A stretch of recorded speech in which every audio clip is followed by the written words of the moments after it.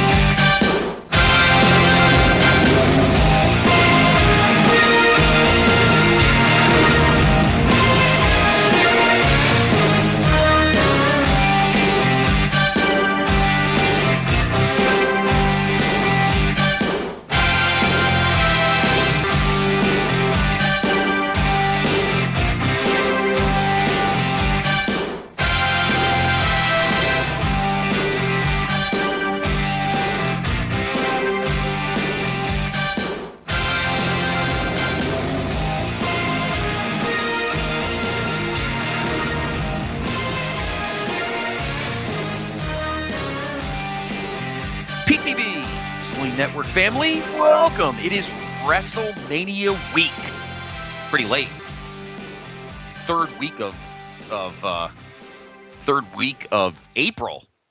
The latest WrestleMania in history. I talked about this, I think, with Dave Hall earlier this week on Through the Looking Glass.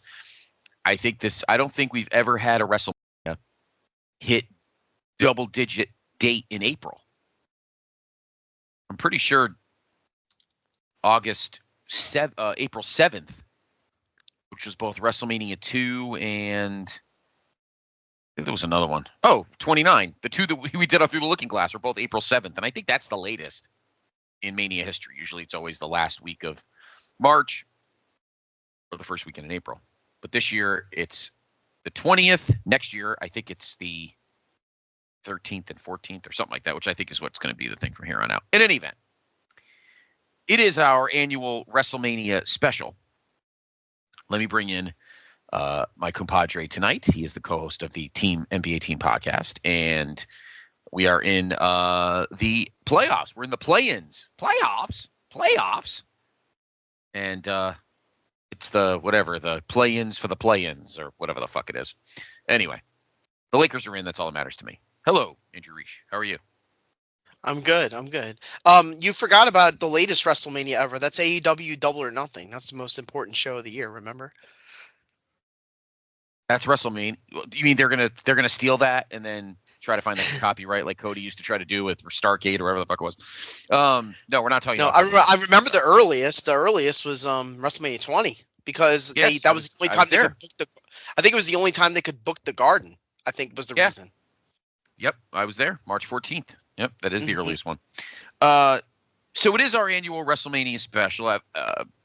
Unfortunately, have to break the fourth wall a little bit, little inside baseball. Steve Willie will not be with us tonight, unfortunately. He's got some family stuff he's working with. So, Steve, prayers for you. Hope all's good. And absolutely. So we're going to neuter the show a little bit tonight. We're not going to do all of the indie shows and all that, because to be honest, as much as Reach and I love doing it, I don't know 95% of those guys. I like how you leave the raunchy stuff for when it's you and me. It's like, now it's just me and Reach. We're going to cut dicks. Yeah. So, exactly. So all the stuff, like all that stuff, that's not my thing. I mean, it is. I shouldn't say that. That's Steve's baby. He loves it. And I love going over those cards, all the little indie cards. As a matter of fact, as we're recording this on Wednesday, there are some going on right now. And some actually were going on yesterday, Tuesday, as we're recording. As you're listening to this, it's Thursday. I know a couple of people flew in today, Wednesday, of the PTB contingent. I know a ton are going in tomorrow or today. Let me rephrase that. Today, Thursday, if you're listening to this the day it drops. So tonight, on our WrestleMania special, we will be back next week for our regular episode, which we will go post-mortem. We will go post-mortem on the week, and look ahead to as said the next big show, which would be AEW Double or Nothing at the end of May. And we will have our main event archive, which is AEW Fight for the Fall in 2019. So tonight we're just going to cover the big three shows that are the biggest deal this weekend. Tonight at the Cox Pavilion in Paradise, Nevada, is TNA Unbreakable. And then, of course, tomorrow is the Hall of Fame. You can check out some great Hall of Fame coverage by my good friend RG, Mr. Ryan Gray, over on the No-So. He had a guy on who did an exceptional Hall of Fame tribute to Triple H. Forgot who he was on with. Guy was a genius, though. And then, of course, Saturday afternoon is NXT Stand and Deliver. And then, of course, WrestleMania night 1 Saturday and night 2 Sunday. So we're going to go over that tonight. So show tonight still be very informative. We're going to have a lot of fun. It'll just be a little shorter than we originally planned. And then next week we'll go back to our regular show, and then we'll go back to every other week like we normally do. It just depends on when it falls on our schedule. Some years the Mania Preview is on one of our regular weeks, and we don't do 3 shows in a row. This year it wasn't, so we did 3 shows in a row. But next week we'll have our regular scheduled show. And then after that, back to every other week. So just want to let you know. All right. Okay. So there's a ton of shows around the area. Mike Rossi, shooting straight over on the No-So. He did a big indie. He did a preview of all the indie shows. So he kind of helped us out. So thank you, Mike. Check out his show over on the No-So feed. He went through all the indie stuff that we would have done tonight anyway. But again, with Steve not here, we probably didn't want to do that. We're going to honor Steve, because that's his baby. He loves that. And I love hearing him get excited about Joey Janela's fat slop fest 5 o'clock in the morning shit, because it makes me laugh when he makes fun he makes me laugh when he makes fun of it. So and Bloodsport and Josh Hart, I almost said Josh Hartnett, whatever the heck his name is. All that. So check out Mike Rossi's show over on the No-So. He covered a lot of that stuff. I do want to have an addendum here where one of the things, the very first show that spawned the whole network of the different podcasts and shows in the history throughout this little realm of the pod universe was you and Justin. I always remember, I don't remember if it was you who said, I think it was you had said it maybe like a year into your show, or maybe in the beginning of your original podcast. Right. Or Justin, I can't remember which. I think it was you. And I always thought, man, that was really inspired thinking, was that WrestleMania eventually, as WWE grows and grows and grows, just like all other sports and leagues with their big events, the Super Bowl, the Oscars, the Grammys, what's going to happen eventually is that WWE's WrestleMania is not going to be an event. It's not going to be a show. It's going to be like a festival. And the things that happen around it will grow more and more, because not only is there going to be more wrestling talent inspired to watch wrestling because it's available all over the world, but because of the fact that as the shows get bigger, the surrounding areas want more wrestling, and it's always fun. I've had 2 WrestleManias now in my part of town in the last decade, and it's been really fun to watch all of the things that happen around it. It is impossible for us to talk about all the different shows, but I'm just saying, like, the thing you had said about what it would become, it wound up really coming true as the years went along, where now it is what it is, where even if you don't like WrestleMania, even if you don't go to WrestleMania, you can go to all the other shows and have a blast. Absolutely. You know who doesn't go? Steve Willie, I think. I meant to ask him because I always forget. I think it was No, he did go to New Orleans. I'm trying to think. WrestleMania 34. That was New Orleans. 2018 in New Orleans. I thought him and Mike Wilkins. No, it was. I took a picture with him at WrestleMania, so I know he went to the show. All right, so he went to Mania, because I know one year, maybe it wasn't him. You know, one guy who doesn't go to Mania a lot, Sheriff Pete. Used to be he's a main event alum, Pete Schiermacher. I know years that he didn't go to Mania and just went to the indie shows. Yeah, and the ticket prices, and we talked about that on the last episode. The ticket prices ballooning are going to influence it. That where I am at a quandary where next year I don't know if I'm actually going to go to WrestleMania. Like at some point you get priced out. Well, for me, there's always another trip. And next year I'm going on a big cruise at the end of May. So next year might be a little tricky for me to do both things. So in terms of trying to pay for both. So unfortunately, why doesn't Chris Jericho just host a WrestleMania party on your cruise? That would be amazing. And I'm in the suite too. I'm in a suite on Celebrities. Not Celebrity. Yeah, I'm on Celebrity. So yeah, that would be awesome. Booze Cruise or Bruise Cruise, whatever the fuck they used to call it. Anyway, all right. So tonight we're going to focus on the big three shows. TNA Unbreakable, which is, again, if you're listening to this show as it drops, is tonight on TNA Plus, which is what I'll be watching it on, and at the Cox Pavilion. Then Friday is SmackDown and the Hall of Fame. Saturday is, again, in the afternoon, NXT Stand and Deliver. And then at night 1 of WrestleMania. And then, of course, Sunday, night 2. Yeah. All right, so let's start with TNA Unbreakable, because this is a big deal because TNA could very well have people here all around the place, as we talked about last week. So,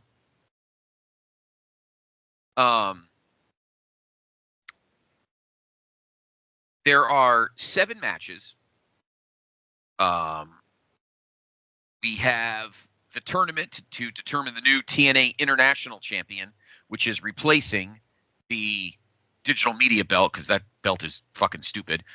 We got a bunch of tags. We do not have a TNA World Title match. That is not happening now. I believe. I want to double check this. I believe in Joe Hendry. Well, I do. Of course, I believe. I always believe in Joe Hendry. I believe. Joe Hendry is still the TNA World Champion. He did not, even though he's hurt, he did not forfeit it, so he's still the champion.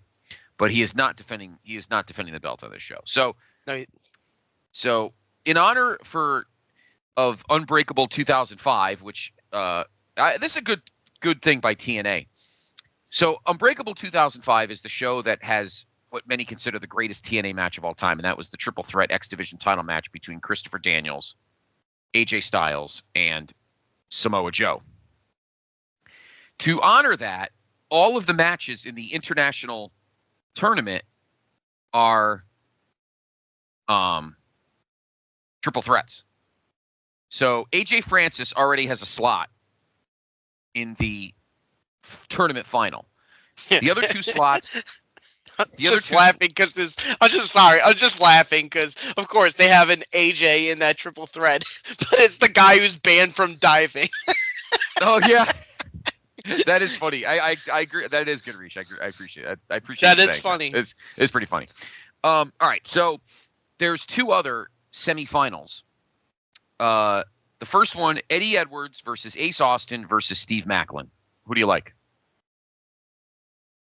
I like Ace Austin. I think Ace Austin is gonna get into that final match. Okay. I like Maclin. I feel like it. Okay. I feel like he he's a former champion. He's kind of been under the radar doing mid card stuff. I think he'll get into. An international champion doesn't necessarily mean X Division, no limits, different types. No. They have their own X. It's just a fighting champion type of thing. Yeah, that's all it is. They're getting rid of the digital media belt because that belt's dumb. So This is a new belt. This is kind of their intercontinental title is kind of how they're doing it. So if they have Maclin versus a big guy versus another medium-sized guy, it would make sense. You know? Right. So the second semifinal is Zach Wentz, JDC, and Eric Young. I'll just That's go actually there. pretty good. I love Fandango. I love JDC. I feel like Eric Young's there to take the bumps. I'm going to go with Zach Wentz. Okay. Did Wentz and Austin team up in the past? I don't think they did. No, I don't think I know they've wrestled each other many times over the last year or 2. Wentz's tag team partner was Trey Miguel. Trey Miguel, right. So, yeah, no, I don't think they have.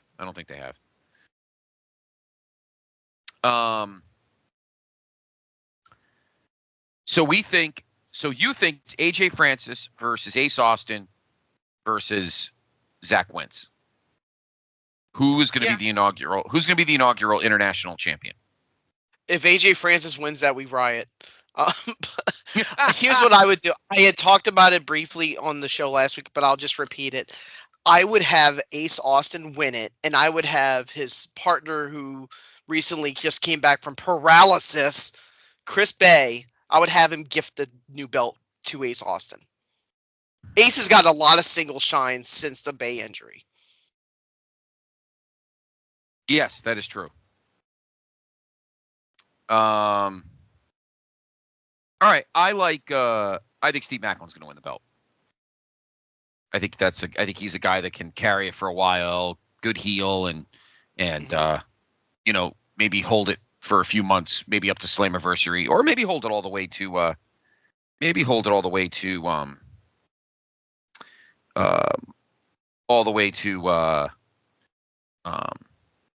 Bound for Glory. We'll see. Yeah, entirely possible. Sure. And Macklin's been in some freaking bloodbaths. So, like, you could do a lot of – if he had a title and people were gunning for him and he had these kind of brawly matches, he actually thrives in those. So, all right. So, we think we both – so, who do you like to win it? Zach Wentz? I like Ace Austin. You like Ace Austin. I like Steve Maclin. Okay. We have a 6-man tag. Mike Santana and the Hardys against Mustafa Ali and the Nemeths. I like Mustafa Ali and the Nemeths. The Nemeths sounds like a computer virus. Yeah. I can't record my pod tonight. I've got the Nemeths. Or it's like a wart. I can't record my pod tonight. I have the Nemeths. I need to get some nitrous in the back of my heel. I have the Nemeths. Yeah, exactly. I don't know if we talked about this, but I do want to. I know you'll get a laugh out of it. The Ryan Nemeth Tony Khan lawsuit. Okay, obviously that's going to get thrown out of court in arbitration or settled. I just think it's hilarious that Ryan Nemeth actually put in a court document that Tony Khan was heartbroken by CM Punk being fired. I thought that was. I think Ryan Nemeth just did it as catchback.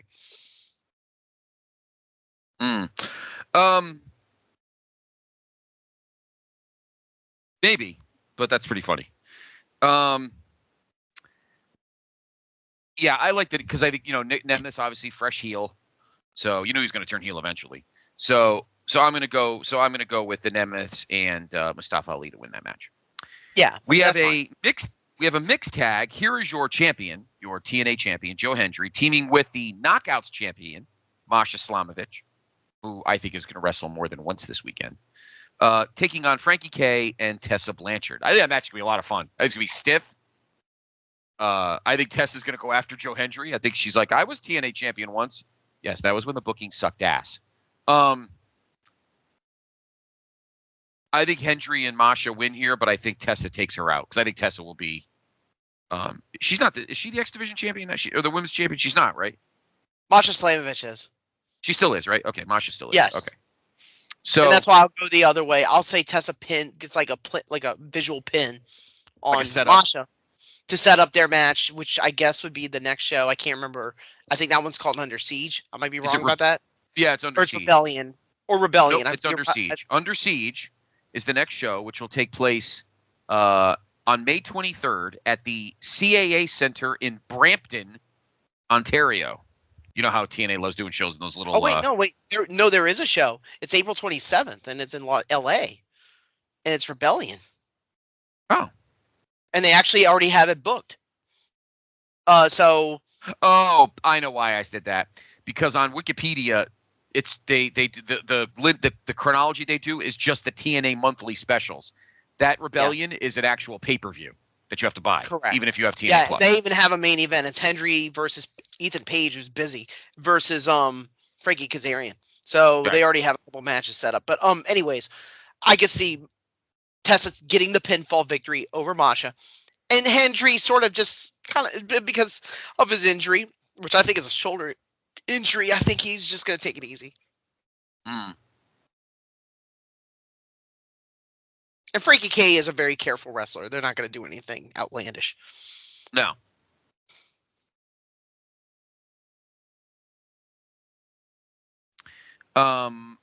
So next up, we have a barbed wire massacre. Not kidding. Barbed wire massacre. Mace Warner against Sami Callihan. So of course Sammy's been back in TNA, and of course every match has to be a crazy fucked up mess. I wouldn't surprise me if Sammy wins this match. I'm going to go with him. What do you think? I'll go with Mance Warner because of the help from Stephanie. From Steph DeLander? Okay. Steph DeLander, right. Yeah, I almost said Stephanie McCoy. Steph DeLander, yeah. I'll just say that. Okay. But their feud keeps going. Yep. Now, Moose is taking on a TBA.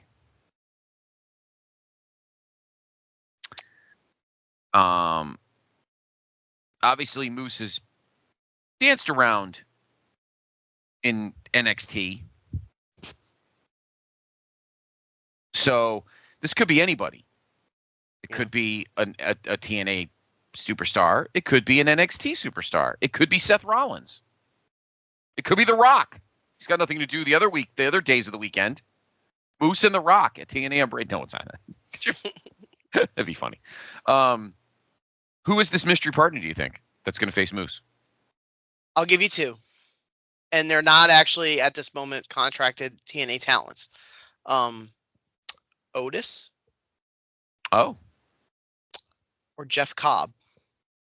Jeff Cobb would be very interesting because Jeff Cobb is probably likely going to coming WWE. To WWE anyway, so it'd be a pretty good. Yeah, they had an interesting quote from Nick Khan on a Bill Simmons podcast about he's basically throwing shade at AEW, saying, we'd love to have their talents once their contracts expire. Yeah. But I mean, listen, it's competitiveness. They're gonna take shots at each other. But there's not rumors. There's just word that that Naito's was let go by New Japan. That Jeff Cobb is coming to WWE. And there's a lot of rumors going around that Mariah May might go to WWE when her contract is up later this year in AEW. I wonder why. I think she loves WWE. I think that's her dream to go there. Most people's dreams to go there. So there you go. So there is TNA Unbreakable. It is on TNA Plus. So if you're not in Vegas, you can watch it as part of your TNA Plus subscription. And the next TNA pay-per-view, or the next TNA show, because there's the confusion that I was just talking about before. I was looking at the next TNA Plus monthly special, which is Under Siege. But the next actual show is Rebellion, which will be at the Galen Center in LA on April 27th. So they're actually having a show 10 days after this one. They do have a full card. Moose, they are doing Ultimate X that day at that show. It's going to be Moose, Casey Navarro, Leon Slater, Matt Cardona, Elio del Vikingo, and a TBA. Elijah facing a TBA. Fatal Influence, Fallon Henley, JC Jane, and Jasmine Nix. So we already have some NXT announced. Taking on Rosemary, Zia Brookside, and Lei Ying Lee. Mike Santana against Mustafa Ali. The Hardys against the Nemeths for the TNA tag titles. Masha and Tessa for the Knockouts title, as mentioned. So I could definitely see Tessa getting the pin tonight, Reesh. I like your theory. I think you're right on that. And then Joe Hendry defending the TNA World title in a three-way against Frankie K and Ethan Page. It's Frankie K's Call Your Shot title match. Ethan Page, of course, in another NXT. Oh, so he's cashing in. He's cashing in his title shot now. Yeah. Okay. He is. So that's a Rebellion. We'll talk about that in a couple weeks. Okay. So there's that. So then, of course, we have Friday. Friday, of course, is SmackDown. We'll have SmackDown, and then we have the WWE Hall of Fame class. Yeah, that's late in the night on Peacock. That's like 2 hours after SmackDown in a different. I think it's in a different venue. It's technically at the Fountain Blue in Winchester, so it's actually not at the arena. Okay. It's below live theater. It's in a theater, which I think it should always be in a theater. So, So here is your class, and I want your overall thoughts, Boogie. Of course, the headliner is Triple H. Then Michelle McCool, Lex Luger, The Natural Disasters, and they are doing now Immortal Moments because they're starting to run out of guys. So the Brett versus Stone Cold WrestleMania 13 main event is being inducted. Is being put in. And then on the legacy side, we've got Kamala, Dory Funk Sr., and Ivan Koloff. What are your thoughts on this class? Anything stand out to you here, Boogie? So on the legend side, Kamala's awesome. The Ugandan Giant, amazing.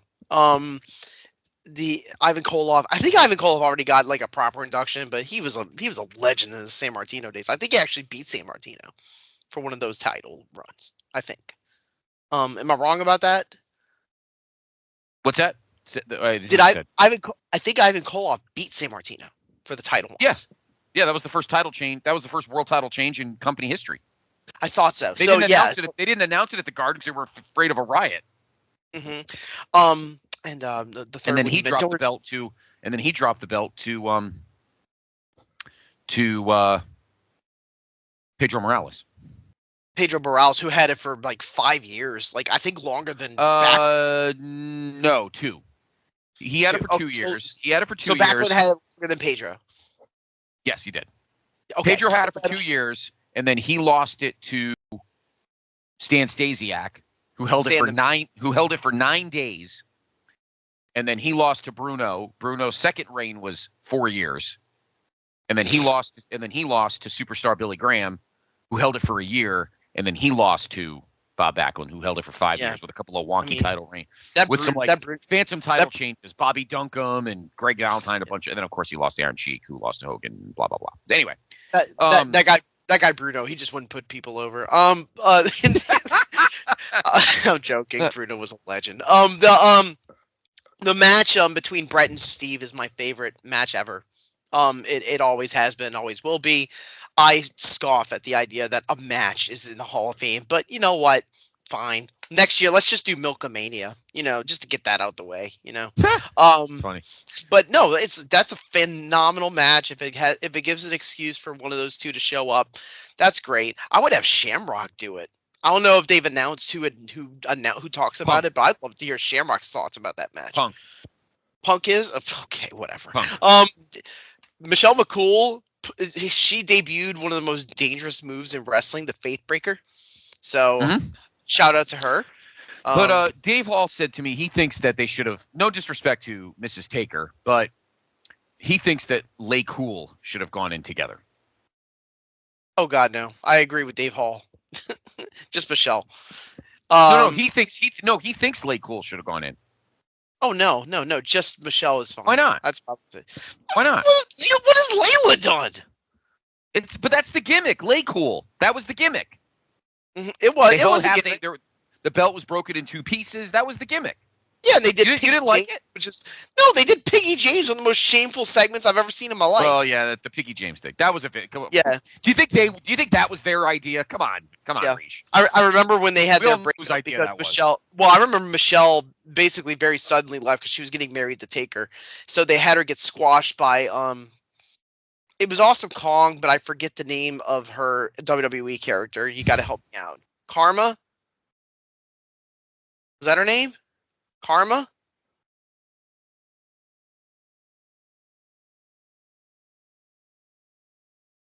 But anyways, so I think what happened is she had to leave early, like in her run because she got pregnant.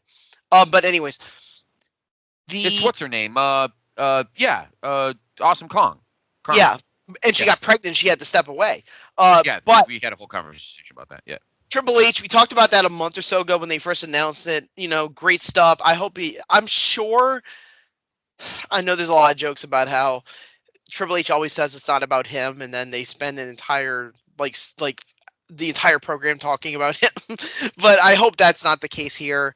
But he does deserve praise. He's very influential in what WWE's done, booking WWE as it currently is.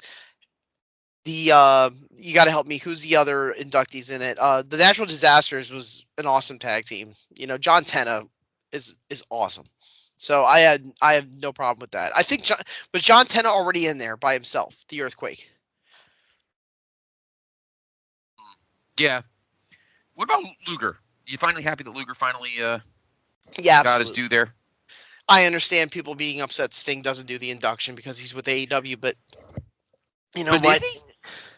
He's not. He's not going to do it. It's going to be Diamond Dallas Page. But no, it is DDP. But why? What do you mean Sting's still with AEW? He retired. He is, but he's got a contract. He's almost got like a Legends deal with AEW. Who gives a shit? He can't show up for one night. Is Tony that big a douchebag? In this case, yes. He won't let Sting go to WWE. Do that. Fuck him. He just won't. I'm sure Sting wanted to. Right now he's sporting. Totally wanted to. I don't know if you've seen him on the conventions, but he's sporting a beard and he doesn't want to shave it. So he's announced on his conventions that this is the last year he's going to wear the face paint. But he's wearing face paint and he has got a gnarly biker beard. Good for him. I don't know, man. When you get old, you just want to let those whiskers grow, But yeah, no Sting at the Hall of Fame.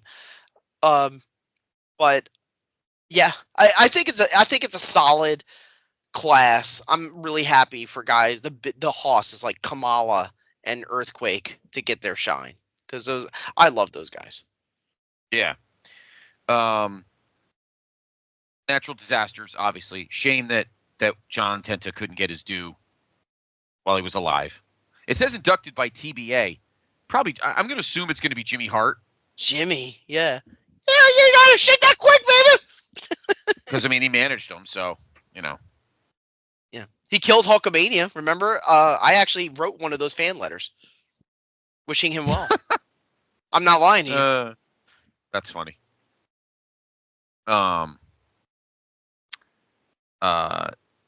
I think they're running out of people, which is why they're doing the matches. I don't really have a problem with it. It doesn't really bother me.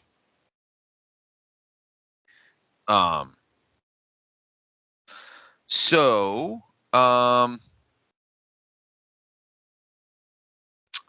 what do we think? Do you think Triple H went in too early? He probably went in too late. Or do you think because he's never going to wrestle again anyway, might as well just do it? That's why I would have inducted him like 5 years ago.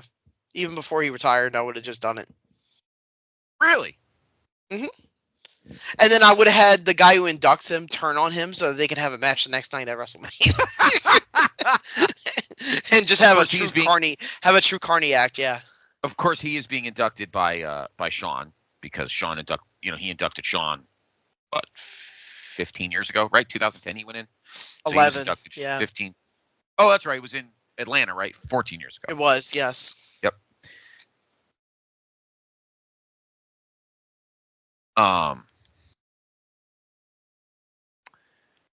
So there's your Hall of Fame class. And that'll be Friday night, of course. All right. Let us now move on to Stand and Deliver, the big NXT show on Saturday afternoon from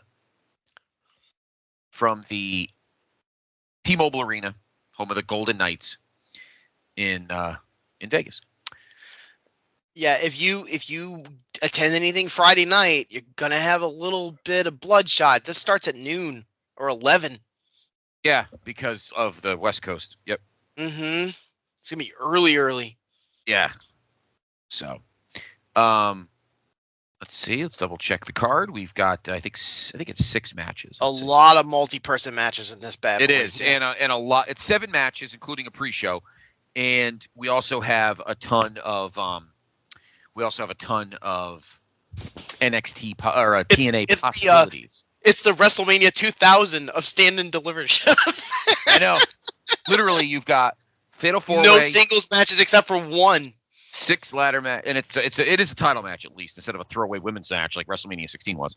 All right, so on the pre-show, we'll have a fatal 4-way tag team elimination match to determine the number 1 contenders for the WWE women's tag titles. So Meta-4, Lash Legend and Jakara Jackson, Fatal Influence, who's wrestling for the second time in 3 days, Fallon Henley and JC Jane, Tatum Paxley and Gigi Dolan against Roxanne Perez and Cora Jade, and that's who I think's going to win. Yeah, I could see that. They've been teasing a breakup for the last couple of months. I think it's because Roxanne is getting ready to get moved up. And this is she's just doing kind of like a soft exit where she drops a few matches here and there, puts people over, and then she gets the spotlight when she goes to the main roster after WrestleMania. Right. But yeah, that makes sense. And the other one that makes sense. And Meta-4 also supposedly is going to the main roster really soon. So I'll say if it's not Cora and Roxanne, it'll be Fatal Influence. I like Roxanne and Cora in that one. Mm-hmm. All right, so now the proper. We have a ladder match for the vacant NXT women's North American title. It was vacated because Stephanie Vaquer won the women's title, so she vacated the North American title. So it's Zariah, Kalani Jordan, Sol Ruca, Izzy Dame, Lola Vice, and Thea Hall. I like Sol Ruca here. Yeah, I can see that. And then Jordan ends up turning heel on Sol Ruca and Zariah. I'll go a different route. I'll go with Lola Vice winning because Zariah and Sol Ruca take each other out. Taya Hale coming back was a shock. She hadn't wrestled since July on television. Yeah. So they finally shed her. For those who don't know her, she's kind of like not a meme, but a lot of people sort of have an affection for her because she's very small, and she was in the Chase University skits. But right. She's now she's back in the NXT roster. Izzy Dame is very tall, so I don't think this is going to be her shot though. I'll just go with Lola Vice in a surprise. Okay, I like Sol Ruca because I feel like she's been there so long and she's battled injuries and she's been in so many. She's also the women's speed champion, Scott. Yes. Haven't you been keeping up with speed and LFG and Evolve and what the fuck else? Main event? There's too many goddamn shows. Yeah, there's too many Z shows, yeah. Like, does Scott Stanford host these shows? Like, from what I've been told, LFG is just Bubba Ray and The Undertaker talking about how nobody knows how to work. Right. I know, exactly. That's what I've been told. All right, so speaking of the women's championship, now they added Thea Hall because I think she was added last minute because I thought Masha Slamovich was going to come out and fill that out. She wouldn't win it because she's a knockouts champion, but that's who I thought was going to win. All right, so now we have a fatal 4-way for the women's title, Stephanie Vaquer against Julia, Jordan Grace, and Jada Parker. I think that match is going to be a banger. I think I'm more looking forward to that match than any of the others. Me too. I think it should close. I don't think it will, but I think it should. I think it should too. I think Stephanie Vaquer keeps it. Mm-hmm. I can see that. Julia winning it back makes sense. I don't see Jada Parker winning it. I enjoy Jada Parker. She's from New Orleans and she's got a great personality. Jordan Grace is just a brick shit house. I mean, anybody who doesn't like Grace is crazy. But I think have a good match. Sean Kidd's girl. Yeah. They just need to give them at least 20 minutes. Now, can they give them 20 minutes? I don't know. But I hope they can. Next up, we have the tag team titles are on the line. Nathan Frazier and Axiom defending against Tank Walker and Tank Ledger. Hank and Tank. I think I like Hank and Tank to win the belts. Fuck no, Fraxium. I love Axiom and Nathan Frazier. They're the best tag team in they are pretty wrestling question mark. But I like Hank and Tank. Yeah. Ricky Saints, the former Ricky Starks, defending the North American title against Ethan Page, who, is tuning up for his TNA World title shot in a week and a half after that. So I don't think he wins here. I think Ricky Saints keeps the belt. Yeah, you can't take the belt. Right? I mean, he just won this off of Sean Spears, I believe, on television. Yeah. I cannot see them just taking it right off of Ricky Saints. I just laugh at the fact that his name is Ricky Saints. Like, who's his manager? Joe Dumars? Joe Tupac. The new GM of the Pelicans. Yeah. We have a 6-man, the D'Angelo family, against Dark State. Deion Lennox, Cutler James, Saquon Sugars. It is just a bunch of young guys doing a renegade group thing. Yes. Yeah. I wouldn't be surprised if that opened. Or maybe it was the second match. Mm-hmm. Yeah. I don't expect much. I'm going to be honest. Tony D'Angelo is one of my favorite characters in the NXT because if they have to put away a character, like if somebody gets let go or they need to put it into an angle, they just like have Tony D'Angelo kill him. I love it. And our main event, a triple threat for the NXT title, Obafemi, Trick Williams, and Javon Evans. I almost said Javon Harris. Javon Evans. I think Obafemi has been an amazing champion, and I think he keeps it. I think he's had a good run. The company likes him a lot. I don't see him going to the main roster. Everybody seems to think that. And this isn't like the old school NXT where guys would win hold the title for a few months and then automatically get drafted or moved up. That's not happening. I don't think Obafemi is main roster ready yet. So what's the rush at this point? You know what I'm saying? So right, I agree. So I think he retains here. I think it'd be a fun match. There'll be a lot of banging around, but I think he retains. So I think this is the main event. I think this can be a great match. Javon Evans has been in a bit of a nasty feud also with Trick, who's been more sinister lately as a character. Talk about Trick. Evans is just, God, like his energy. Like when we have a lot of great athletes in wrestling, Scott. We do. I mean, in AEW and TNA and in GCW, WWE, and the NXT group, they have tons of them too. But God, like Javon Evans has another like gear of athleticism that is just completely insane. Like, I know his gimmick's that he's bouncy, but like he looks like a cartoon character. I can see a really wild swerve where Javon wins it in an upset, because remember in the last 3-way, it was Evans who got pinned by Ethan Page and cost Trick the belt. I can see Trick costing Oba the belt and letting Javon win. Yeah, and then we go to a feud with Trick and Oba after the belt coming off of Oba. Mm-hmm. And then going after Javon with the NXT title. So I'll just go with Javon Evans and a shocker winning the title. Okay. I think it could be a great match. I did not like last year's match, which was Carmelo Hayes versus Trick. I didn't think it was very good. I think, and also remember, the one below that was Ilya Dragunov versus Tony D'Angelo. And that was also kind of sort of disappointing at Stand and Deliver last year. I think this one could really, and we already talked about the 4-way women's match. I think those two matches can really, they might rock the joint before we go to WrestleMania later that day. Yeah. But I think that'll be a fun show. I think it'll be entertaining for everybody. It's not going to be knock lights out. I think past NXT takeovers are still, I mean, obviously, yeah, because you got like cocktail party atmosphere. Like you're doing it like in the morning, in the early afternoon. It's hard to get that kind of energy up for a crowd.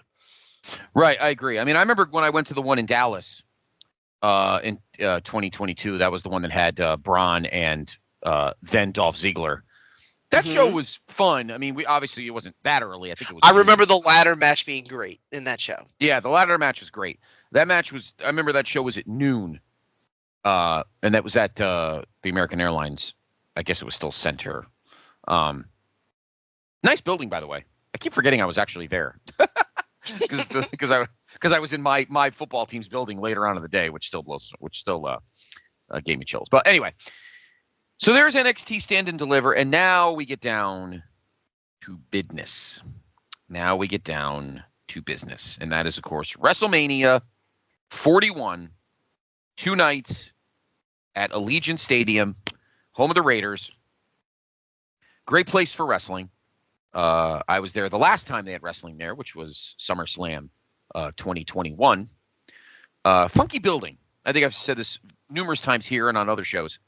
It's a unique building. It's not like MetLife, which is where SummerSlam will be, which is high, very high and very deep. Whereas Allegiant's very wide and narrow and low. I know they used it for UEFA soccer and a bunch of other things. It's a very unique building. I will say that. Because I remember we were in a suite, all of us, the PTB contingent, and the Allegiant Stadium logo at the top of the building was even with my eye level instead of being high, even for a suite. So it was crazy, but a great place. And I'm looking forward to the set and how it's going to look and everything. I wasn't in love with the Philly set last year. The Philly set last year was all right.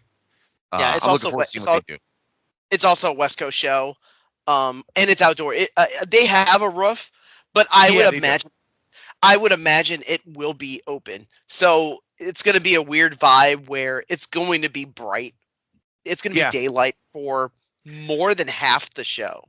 Well, it'll be like nightfall by the time you get to it'll be like WrestleMania 39 in LA at SoFi.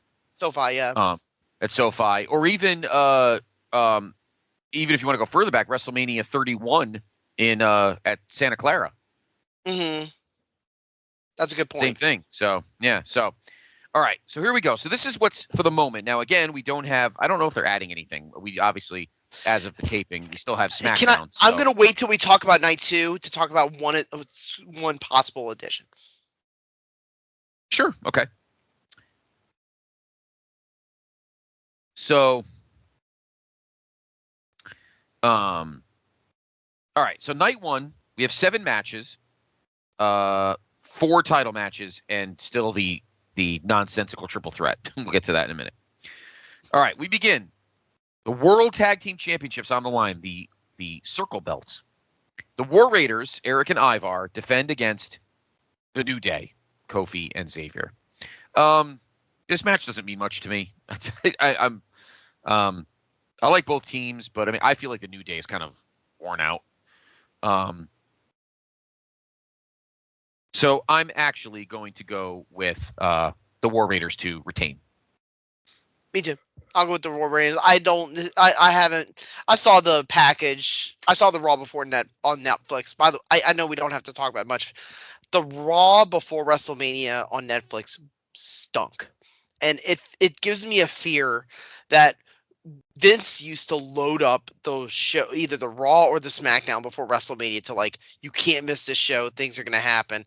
And now I feel like with WrestleMania being so big and having to plan things so far in advance that the shows leading up to it are just a formality now. And that sucks for episodic television. And I felt that way with the build up for the last month on television with WWE. Like, right. None of the shows have been very good, and because we're just kind of like death marching to the WrestleMania because we already knew most of the matches. But anyways, I saw the segment for the War Raiders explaining their beef with the New Day, who's a heel, very heel, and you know what? I'll just go with New Day winning. But if War Raiders retain it, that's fine too. I don't really care much. Mm-hmm. Yeah. I agree with you on like the fact that the card, because the go home Raws used to have a little sizzle to them, and absolutely, yeah, this one didn't. No, I agree with you. I agree. It was fine. It was all right. Now the SmackDown coming up on Friday, that's gonna have Cena and Cody. Yeah, so there'll be some fireworks, but that's the night before or the 2 days before, you know.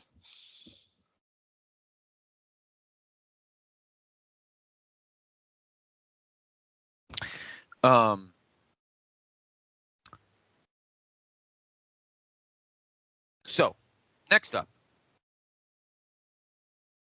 we have Rey Mysterio and El Chato Gablano. El Grande Cappuccino, yes. Yes. I mean, Is there much Is there much left for Rey to do? I mean, his knees are shot. You know, he can have a really awesome 10-minute match still.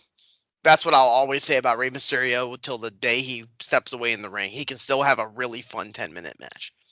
Yes, you know, but yes, he's absolutely wearing down. I didn't realize until I saw Raw the gimmick involving Gable when he wears the mask well, we think it's Chad Gable. I'm not sure. I haven't confirmed it yet. Yes, it is. He puts a metal plate under it and he headbutts people as a foreign object. So that's kind of interesting, you know. I remember a match where Cody had the mask because he had his face broken. Actually, Yes. He actually did break his nose against Yes, he did. Ray months earlier, and they wrestled at WrestleMania. It was actually one of Cody's best matches, singles matches up to that point in WWE, and it was a similar vibe. It was a similar setup. So we'll see. I think it's just an excuse for Chad Gable to have a match against a legendary wrestler at WrestleMania. I'm glad for Chad Gable. I hope he balls out. Mm-hmm. Me too. I just don't know how much Ray's got left in his body. I mean, his knees are pretty much glue at this point. He's doing it. He's doing it for Dom. Yeah, he just wants to stick around in the locker room for his son. Yeah, I assume so. He's wrestling the next night. Jade Cargill and Naomi, because that's coming to a head, and I think Jade Cargill absolutely destroys her. Yeah, I agree with that. I find it interesting that they have her on this night and not the one that Bianca's on the next. So I wonder why that is. Maybe there's a storyline reason for that. Maybe. LA Knight defends the U.S. title against Jacob Fatu. I think it's another glorified squash. I think Jacob Fatu destroys him. I want to. I can see LA Knight just getting the pop. LV Knight. Do you think maybe LA Knight gets lucky here, and then at the next secondary show, then Jacob Fatu destroys him? What do you think? Yeah, that's possible. I just wonder, maybe it is a hot shot and I'm thinking about this, Scott, because LA Knight just won it off as Nakamura about a month ago. So it would just feel kind of weird to have him just immedially drop it. Yeah, but those, Fatu. But Fatu I appreciate it's coming. Fatu is coming. Like he's going to be a big act soon. I appreciate that philosophy, Boogie, but is that a big 2025 sensibility now? Or do we just do it for the moment regardless? You know what I mean?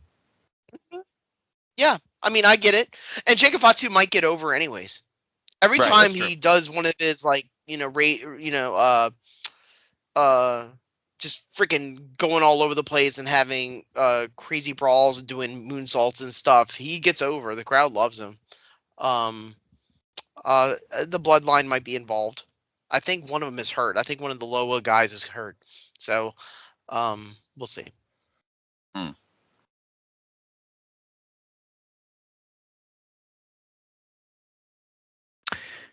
Next, this is my mild upset pick. Jennifer Smith's going to hate me. Tiffany Stratton. Tiffy defends the women's title against Charlotte Flair. And I think Tiffy wins. I think she retains it. Me too. And it will feel narratively like an upset that if Tiffany Stratton wins, because you're beating a all-time, go-to performer. Let me say this about Charlotte Flair. I say the same thing about the former Sasha Banks, Mercedes Moné. They eat a lot of crap for backstage politics and going rogue on promos and not being over with the crowd and stuff. But when it comes to those two, when they get in the ring, when the bell rings, I mean, Charlotte Flair is one of the best out there. Like, her match with Rhea 2 years ago was sensational. Like, it was so good, Scott, that KO and Sammy versus the Usos was right after that, and it was almost better than that. Right. So can Charlotte Flair, if she goes second to last, which I don't think she will, if they go second to last, third to last on this show, can they deliver a great match? Absolutely.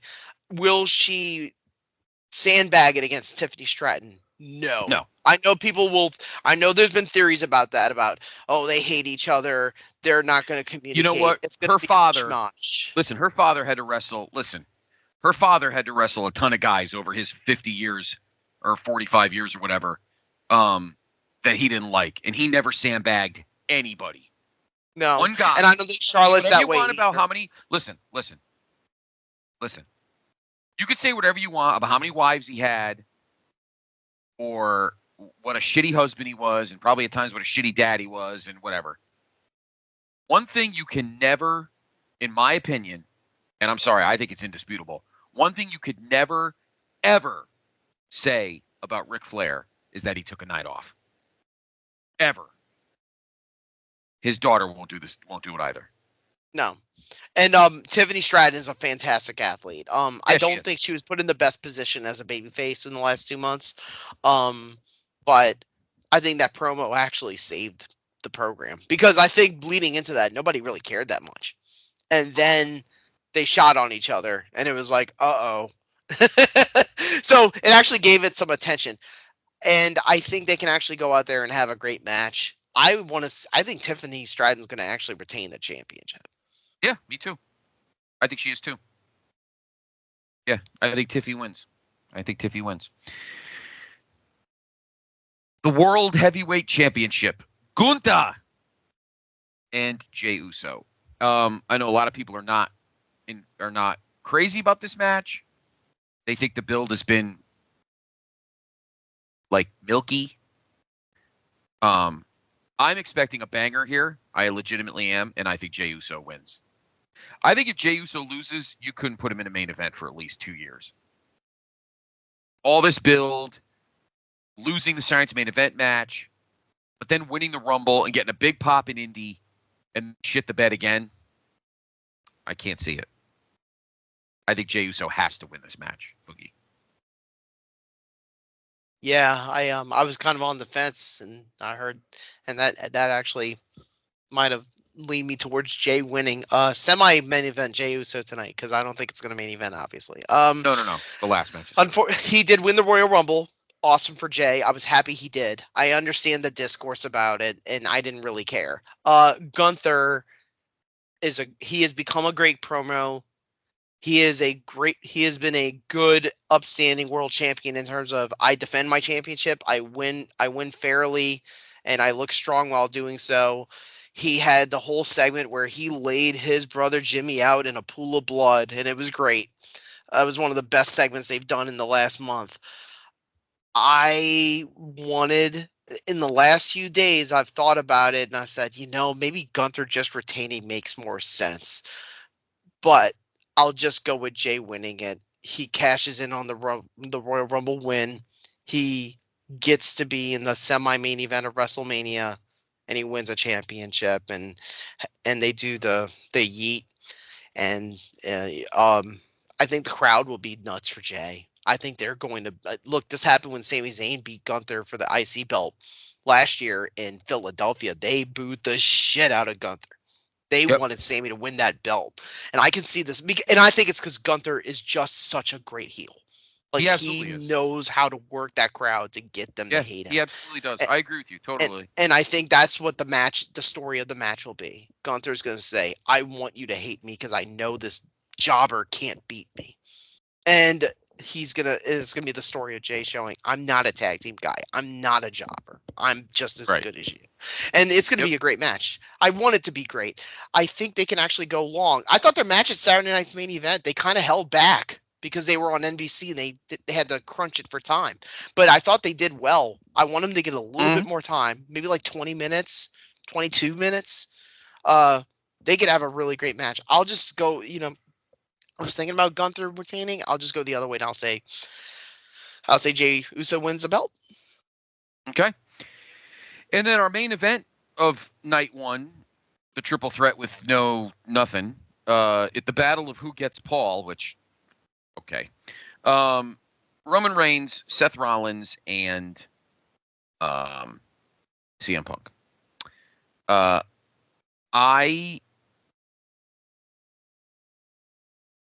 I think Punk wins. I don't know what we need to think about is this match have any impact towards the next night? Because I feel like except for 2 years ago, last year it definitely did, obviously. 2 years ago it didn't, because the main event was the tag, that awesome tag, which had nothing to do with the next night. Mm-hmm. So I don't know if we need to wrap our heads around creatively whether this triple threat's going to make any difference for the next night or not, or if it's just a triple threat match for the sake of it, which still makes no sense to me. But I think it'll be a fun match. I think I'd like to see Punk win. I think Punk's going to win. Somebody said an interesting theory to me today that Seth's going to win, and then he's going to cost Cody tomorrow night, Sunday night, and join this little cabal with Cena and Rock. I can't see that. That's a little too inside baseball. I can't see that. Yeah.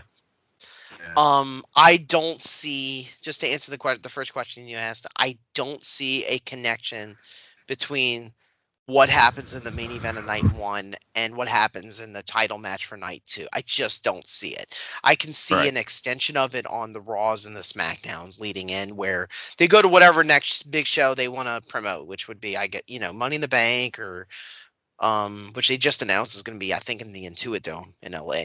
Yeah, it is. The Paris show, they have SummerSlam as a 2-night show. So they can just kind of pivot from there. But for this one, I don't see Seth. I'll knock him out. First of all, I think the match is going to be great. Do I think the match will be absolutely will. Yeah. Do I think the match will be too cinema? Yes, I do. I think it's going to be a whole lot of shit talking, a whole lot of standoff, a whole lot of people looking at, I don't know, remember the thing with Drew and Punk where they kept fighting over bracelets? Like, I can see things like that. The chair to the back, which has been talked about many times, involving Seth and Roman, and Paul being involved. I was leaning towards Punk winning. I'll just go with this. I say Paul swerves Punk and Roman wins. And Paul goes back with him on the island of relevancy. Okay. So Roman goes over at the end. Okay. I think Punk goes over. Okay. And which is logical. Which is logical. Punk's been the MVP in terms of a character. Punk has been the MVP of WWE over the last year, not Roman Reigns. Yeah. So good. I still think we're going to see Roman and Seth down the line in a killer singles match, and maybe we see it on Sunday night 2. I don't know. All right, so there's our night 1 picks. Now let's move ahead to Sunday night, Easter night 2. We'll begin with the women's tag team titles. Liv Morgan and Raquel Rodriguez defend against Bayley and Lyra Valkyria. And, of course, there's the big match the night before, the day before at Stand and Deliver for the number 1 contender slot for these belts. I think Liv and Raquel keep it because I think they're a good team. Yeah. So. It's 420, right?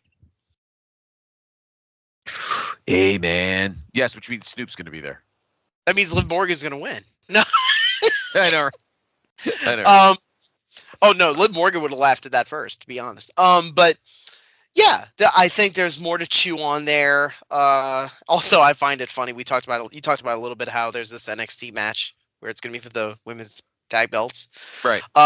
So it's like, oh, okay, the winner of this has to go to fucking Orlando, or they have to, actually it's in Las Vegas. They're going to be taping it. But anyways, they're Liv and Raquel retaining is totally fine. I wouldn't take it off of them that quickly. Lyra Valkyria is a really good wrestler, tag and singles. Wait, say that again? Lyra Valkyria is a really good wrestler. Like, every time I see her on Raw, she has a solid match.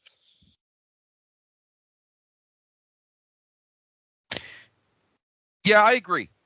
I think she's a great worker. I think that's going to be a great match.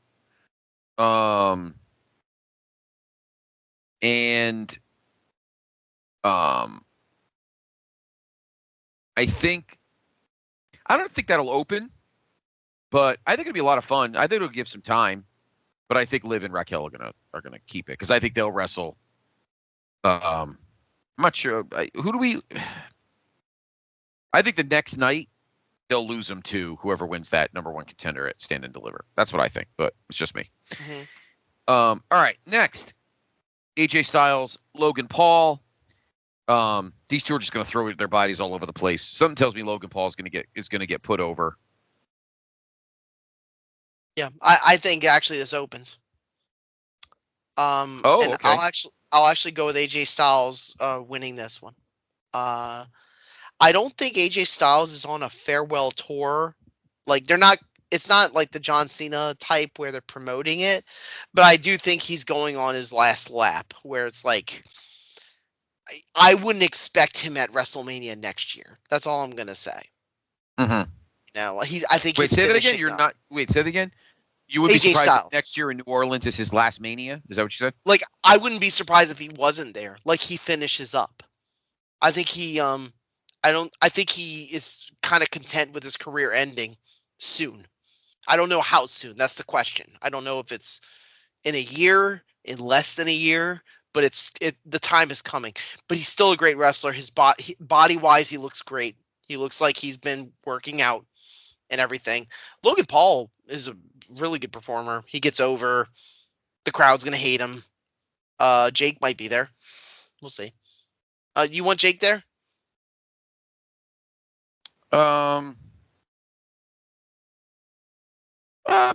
I mean, they're both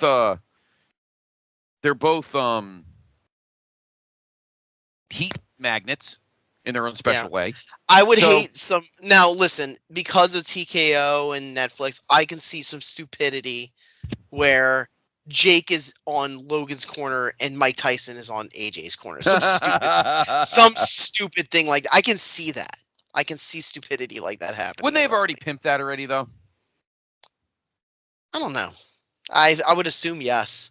Yeah, just to add more eyeballs, but I don't think that. Yeah, but which tells me that probably won't happen. But I do think they can have an entertaining little sports entertainment-y match. Sure. Next, this match is gonna be fun.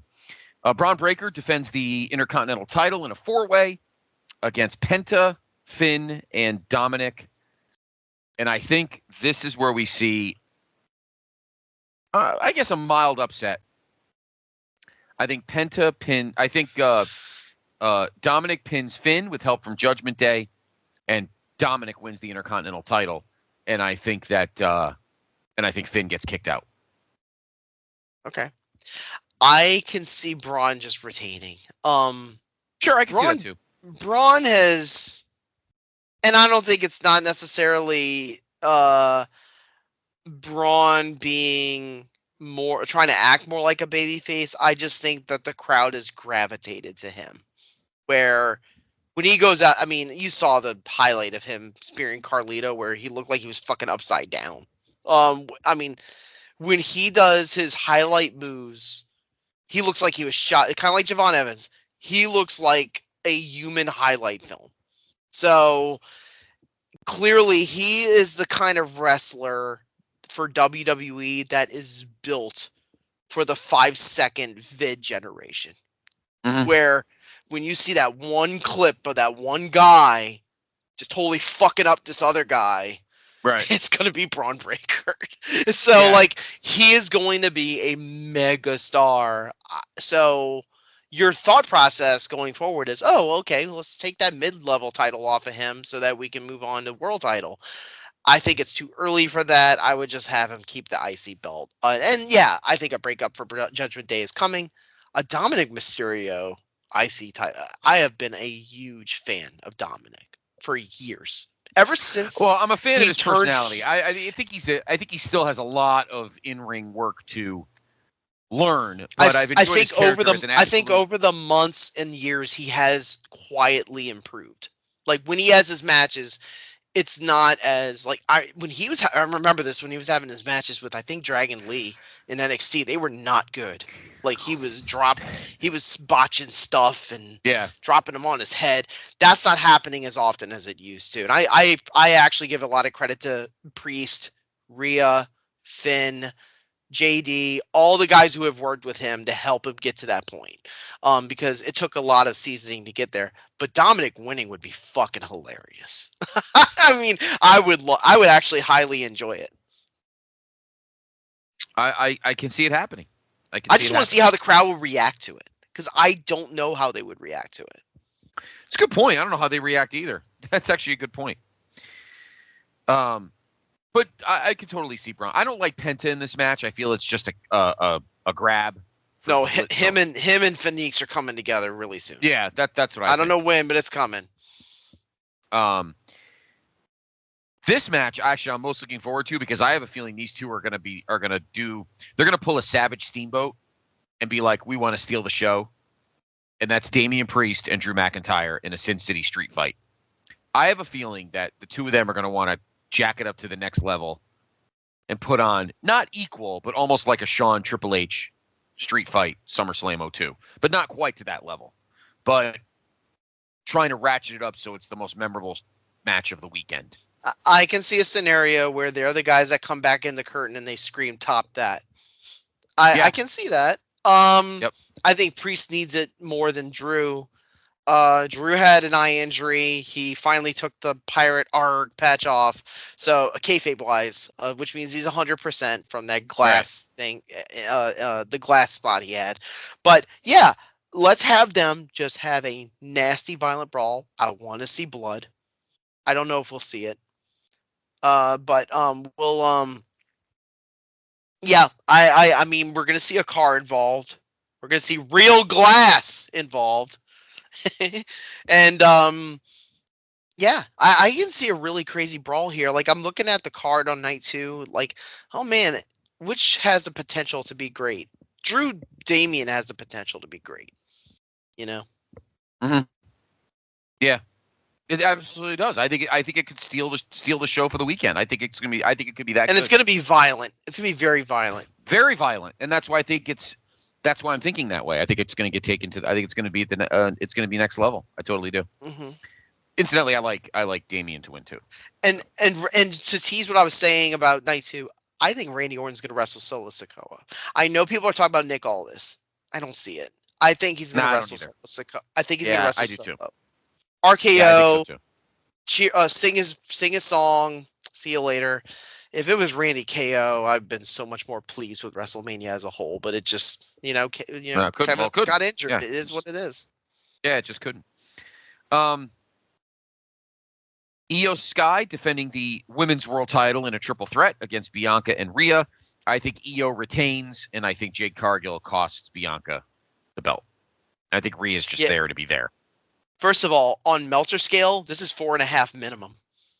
Like, this match is gonna be awesome. Like, yeah, it will be. Rhea is kind of in that crybaby baby face who cries too much. Bret Hart WrestleMania 13 spot. Right, yeah. And Bianca is kind of sort of a heel, but she's almost like overconfident. And Io's the champion. You know, she's sandwiched in the middle. Don't forget about me. And we said this already. Io Sky is just one of those people who, if you put her in a match, if you put her in a women's match in WWE, she's gonna deliver. And Bianca Belair, if you put her in a big time match in WrestleMania, we've already seen the receipts. She always delivers. So you mix all that together, Scott. What do you get? You get a phenomenal 3. This might be a better triple threat match than the main event of night 1. Mm-hmm. It might be bell to bell.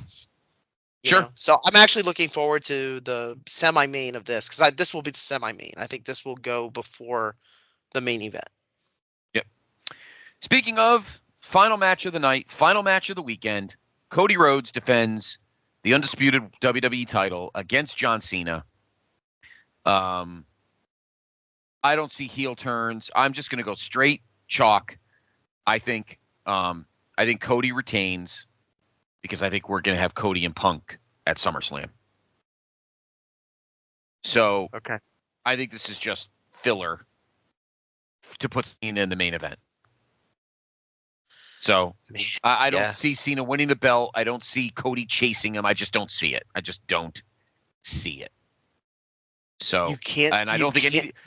I can't see him. He can't see me. See it? And I can't see it. Nope.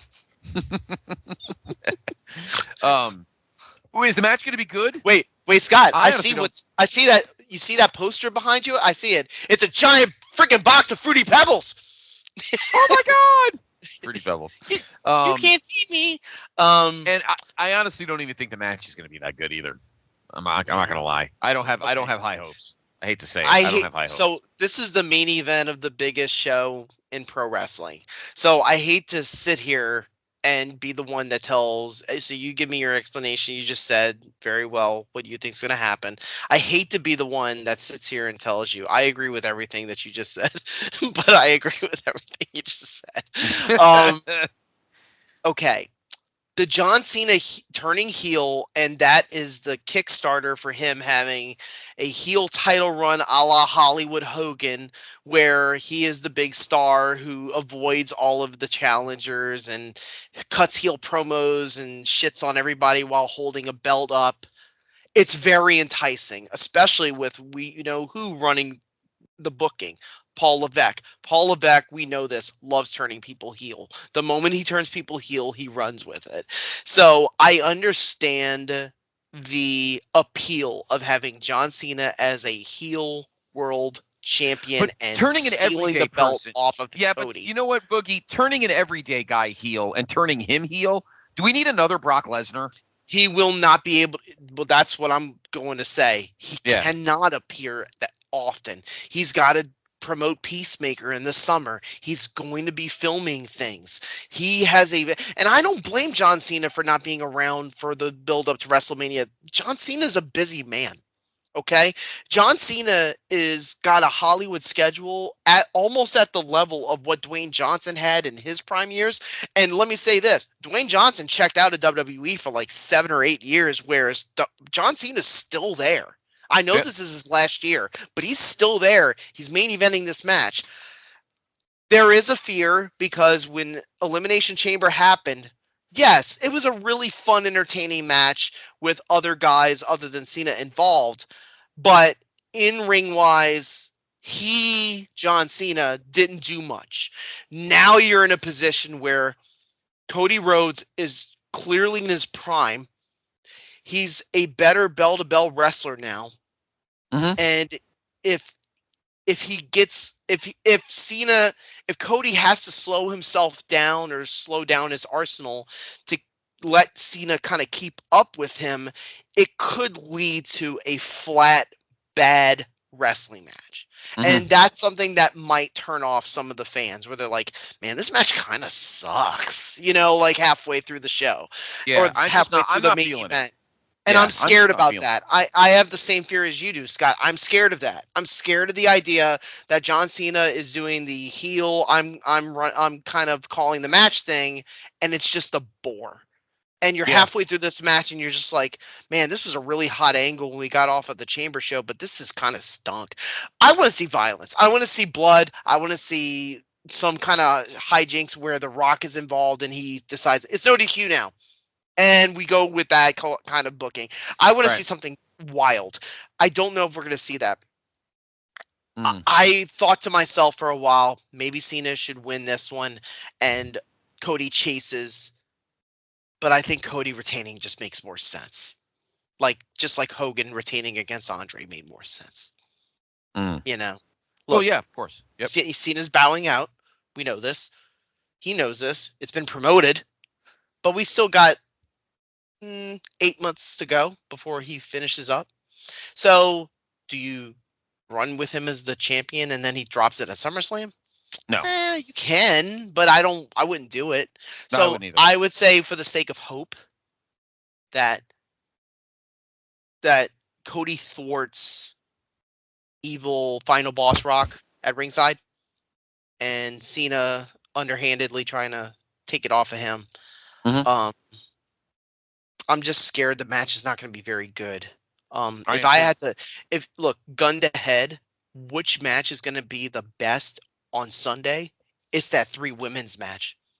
Yeah. It's going to be that one. Because I know they can rock it. They're all in their primes. John Cena is well past his prime. As is his hair. Hey, I heard he grew it. Over the last few weeks when you said that. God. But comb overs. I can see that. I can see that bald spot. Cody. Ugh. Here's the thing too, and we always talk about. You talked about Ric Flair. Ric Flair had this thing we always loved to say when it came to his work rate and how great he was. The broomstick formula. How good is a great wrestler when he literally has to work with nothing? Right. And Cody Rhodes to me is a is a terrific wrestler. Like if Yeah, you he give him an average level talent, which what I think John Cena is now, I think he can have a really, really good match, a really good main event WrestleMania match. Will it be as good as the one Roman and he had at WrestleMania last year? No, I thought they had a great match. Yes, I agree. The one before that was a great match. Yes, it was. I know people argued with the ending, but it was a great match. Well, it gave us another chapter of the story. So yeah. Yeah, and Roman is in a better position now, talent-wise, than Cena is. Okay, Right. but yeah, like looking forward to what Cody can do if he held the belt. Yeah, it makes more sense that he retains it. Do I think Nick Khan and Paul Levesque have that in mind? I don't think so. I think what they want is they want the biggest star to have the belt, and they think John Cena's a bigger star. Right. So, that's my fear. Now, I would like to see Cody win it. Probably they got a good 4 weeks after this because Backlash, which will be May 10th, in St. Louis. Mm-hmm. I mean, Orton's on the poster. That's his backyard. So be curious to see.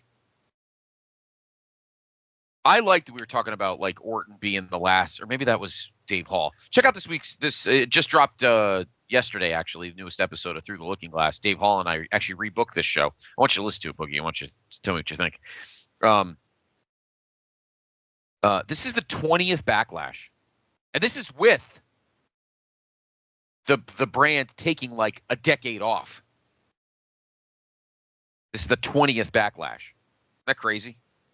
Mm-hmm. If you say we should have Randy Orton versus John Cena again, I might slap you across the screen. What, Cena and Orton? Yes. Well, you know what? I don't think that's Dave Hall's theory, and we'll talk about this on the show with Steve, obviously, throughout the rest of this year. I think that's his last match in December. Because the December pay-per-view has already been announced that it will be in Boston. Mm-hmm. And I think that's where he does his last match, and I think it's going to be against Randy Orton. So that makes sense. When you think of John Cena opponents in his career, two come to mind, and one of them's not here. One of them's not in the company, and that's Edge. I either think of Edge or I think of Orton. I also think of Punk. I do, but you got to also think about the fact that the Punk thing was so small. And I think, and we may get Cena Punk. I think if somehow we have Cena shenanigans and he wins the belt tomorrow, Sunday night, then I think we will get Cena Punk at SummerSlam, and we'll get Rock and Cody at SummerSlam. I don't think Rock does August, brother. Yeah. Nick and goes out with Nick and Ari. I think Nick and Ari are going to move that to New Orleans. I'm sticking with what we were talking about, and I think that I think Cody. So my WWE big stars go over, the biggest star goes over. Logic says that Cena's going to win this belt, and they're going to have he's going to have a heel championship run. But I think Cody should retain the championship. That's just my theory. I think he will. Cody's carried it. Cody's been a great champion. Yes, I don't care what anybody says about. People can have as many misgivings as they want about like the other things, like Gunther is the world champion, Jey Uso's face run. Give me a few others, like things that people have criticized. There's one thing I can't criticize. Cody, as the WWE Undisputed Champion, has fought hard. Uh-huh. He's had great matches, and even when I didn't think he was going to drop the belt, I was compelled because Cody's a great wrestler. And I'm glad for him to be in this main event. He deserves to be in this main event as the top guy and the top draw in the company. I just hate to see him job to John Cena. I don't think he is. I honestly don't think he is. I don't think. But that's that's the intrigue of WrestleMania, and they wanted this. They wanted this intrigue of like, I don't know who's gonna. If it was babyface John Cena against Cody Rhodes, we know who's winning. It's Cody. Right. But if now you don't know. Mm-hmm. That's the trick. Yep. So, well, there we go, guys. There and family. There is your full, well, not full, but in terms of the big shows, our predictions and picks for TNA Unbreakable, NXT Stand and Deliver, and 2 nights of Mania. Boogie, thank you. It's an honor. No Steve, problem. you were missed. We miss you. Steve will hopefully return next week. Next week, again, 3rd straight week of main event, but that's just how it fell because the WrestleMania week was the off week. But we'll be back for our regular episode of main event. We'll see if Boogie and I are right, and we'll post-mortem this weekend and see what happens coming up. And we'll go around the horn and other news. We'll talk about Naito and New Japan. Obviously, we'll look ahead as we are continuing to build to the next big overall wrestling show, which is AEW. I almost said AEW Stand and Deliver. AEW Double or Nothing. Well, if you watch the mid card, you kind of yeah, it kind of is. AEW Double or Nothing, which of course will be in Phoenix or Glendale at the end of May, and look ahead to Backlash, which is May 10th in St. Louis, and then next week. The main event archive will be AEW Fight for the Fallen 2019. So I'm looking forward to that too. Check out all the rest of our stuff here on the PTB Wrestling Network. Boogie, pleasure as always. You and Mr. Murray continuing our journey through the NBA playoffs. And, it's getting started. Yeah. People getting knocked out, teams getting knocked out, teams trying to knock themselves in and getting Warriors knocked off. looked pretty good last night. But they're knocking off the coaches before they even get there. Yeah, I know. Yeah, pretty much. So check that out, everybody, over on the experience. For Brother Boogie, I am Brother Scott. You've been in the main event. Have a wonderful WrestleMania weekend. If you're there, enjoy Vegas. PTB contingent will be there. If you're home, enjoy it. Happy Easter. If you're home with family, and then watch WrestleMania at night after you've eaten all your ham, if you eat ham on Easter or whatever you eat. And we will talk to you in a week. Yeah, because it's Easter Sunday, we should have Randy Orton against another Backlash legend. God! Shut up, Reach.